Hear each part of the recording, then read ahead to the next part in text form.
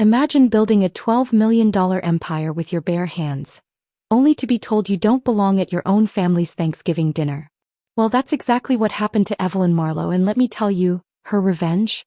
It was one of the boldest, most satisfying clapbacks I've ever heard. If you've ever been underestimated, disrespected, or straight up erased by the people who were supposed to love you the most, hit that like button, subscribe, and buckle up. This isn't just a revenge story. It's a lesson in self-worth, dignity, and owning your power when everyone else tries to write you out of the script. Evelyn Marlowe, 31 years old. On paper, she's a powerhouse. She's the founder of Thompson Culinary Holdings, a food empire with 7 restaurants, 2 catering companies, and nearly 200 employees. But here's the twist. Despite pulling in over $12 million a year, she's the family ghost. Her parents, they only brag about her siblings. Her mom, obsessed with status. Her dad, silent unless it's about someone else's achievements. And Evelyn, she's treated like the kid who never made it, even though she literally built one of the most successful culinary brands in the region. Her crown jewel is Bella's, a 3 Michelin star restaurant, her pride and joy. Every critic, every diner in the know bows down to Bella's. But to her family, it's just that little cooking thing Evelyn does.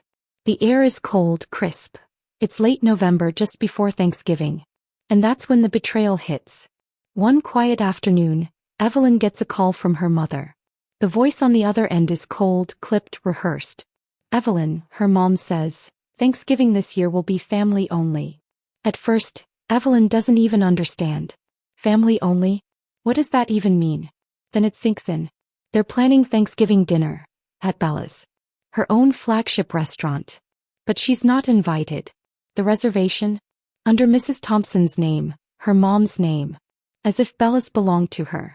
To add salt to the wound, Evelyn finds out the truth. At this dinner, her mom intends to use Evelyn as a cautionary tale. The example of wasted potential, despite the empire Evelyn quietly built.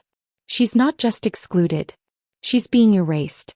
Evelyn sits in her office at Bella's, staring at the frosted glass that reads founder and executive chef. Her hands tremble. Her chest feels tight, like the air is being squeezed out of her lungs. How many nights did I sleep on the kitchen floor? How many weekends did I trade for 16-hour shifts? She thinks. And now, they're using my life's work as a prop? And I don't even get a seat at the table? Her mind races with memories. Missing birthdays, missed holidays, all sacrificed to build this empire. And now the same family she sacrificed for dares to erase her. Her phone buzzes. It's Marcus, her general manager, the guy who's been in the trenches with her since day one. Marcus clears his throat. Evelyn, I got a weird request. Your mom asked me to cancel the reservation. She says Bella's shouldn't be booked out for outsiders.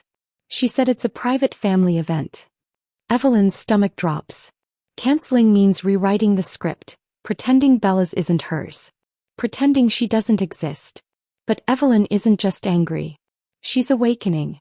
For the first time she sees it clearly. This isn't just about dinner. It's about control. About silencing her. And she makes a decision. No, she tells Marcus. Don't cancel it. Reinstate it.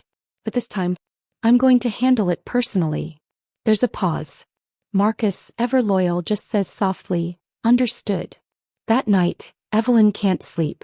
Her mind churns like boiling water. The hurt is raw, but beneath it is something sharper, resolve. If her family wants a performance, they'll get one. But this time, she controls the stage. She pulls out the guest list. 12 seats at the table. Parents, siblings, in-laws. 12. She adds one more. A 13th seat. Her seat. That number becomes her weapon. Her proof that she belongs. They can't erase me, she whispers to herself. Not in my house. Not in my restaurant. Not in my life. The days leading up to Thanksgiving are electric. Bella's is decorated to perfection. Golden centerpieces, flickering candles, autumn leaves woven into garlands. The staff buzzes with nervous energy, whispering about the family event. Marcus asks once hesitantly, "Are you sure about this?" And Evelyn answers with a steel in her voice he's never heard before. "Marcus, they wanted a private dinner. But I'm going to make sure they never forget who gave it to them." She spends hours rehearsing, not lines but control. She won't yell. She won't cry. She'll simply reveal the truth. And that truth will do the work for her. Finally, Thanksgiving Day arrives. The kitchen hums with precision. Guests begin filing into Bella's, dressed in fine coats, their voices bubbling with anticipation. The Thompson family sits down at their glittering table, 12 seats perfectly arranged. But then the servers bring out one more chair. And as her mother's smile falters, Evelyn Marlowe steps into the dining room. Every eye turns. Every fork stills. And with quiet confidence she walks toward the table. As Evelyn approaches, the room falls silent. Her siblings shift uncomfortably, unsure of what's happening. Her mother, Mrs. Thompson, forces a smile so brittle it could crack. "Evelyn," she says tightly. "This is a family dinner." Evelyn doesn't flinch. She slides into the empty chair at the head of the table. The seat of power, the seat no one expected her to claim. "Exactly," she replies calmly. "And I am family." The words hang in the air like thunder. A waiter appears, placing a glass of wine in front of Evelyn with a subtle nod of loyalty. The staff know who truly runs this house. Her sister Caroline sneers, tossing her hair. "Mom said this was supposed to be private. Don't make this awkward." Evelyn turns to her, voice steady. "Awkward? You're sitting in a restaurant you didn't build, enjoying food you didn't cook, paid for by an empire you've never lifted a finger for. And you're calling me awkward?" Her father clears his throat, shifting in his seat. "Evelyn, let's not make a scene." That's when Evelyn feels the fire rise in her chest. For years she's been the shadow, the ghost. Not tonight. She leans forward, her gaze sharp. "I'm not making a scene. I'm making history. You've all treated me like I was invisible. Tonight you'll see me." The first course arrives. Delicate amuse-bouches, art on porcelain. The waiters present each plate with precision, but this time they don't just serve the family.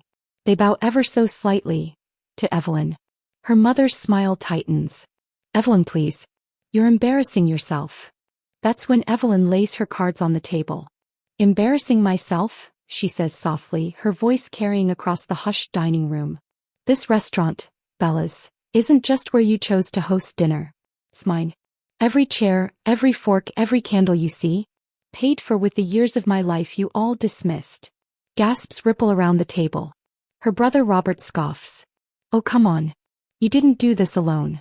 Mom and Dad." "No," Evelyn cuts him off. "They didn't build this. I did. When you were off getting degrees and taking vacations, I was scrubbing floors, burning through recipes, negotiating leases, and mortgaging my future. While you laughed about my little cooking hobby, I was building a $12 million empire. 200 people work for me. Families put food on their tables because of me. And tonight you're sitting in my house pretending I don't exist." Her voice cracks, not with weakness but with raw, unfiltered power. The table is silent. Even the clink of cutlery has stopped. Her mother finally snaps. "This is exactly why we didn't invite you," she hisses. "Because you always make everything about yourself. Family is about appearances, Evelyn. About presenting a united front. Do you think anyone cares about how many pots you've stirred? You're embarrassing us." Evelyn feels her heart pound, but instead of shrinking she stands. She places both palms on the table, looking each sibling in the eye. "Embarrassing you? Oh, mother.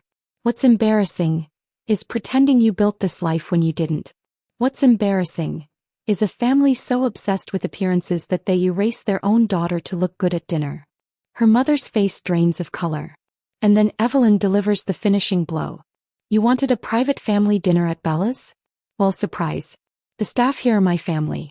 The diners out there who save for months just to taste what we create. They're my family. The people who believe in me, they are my family.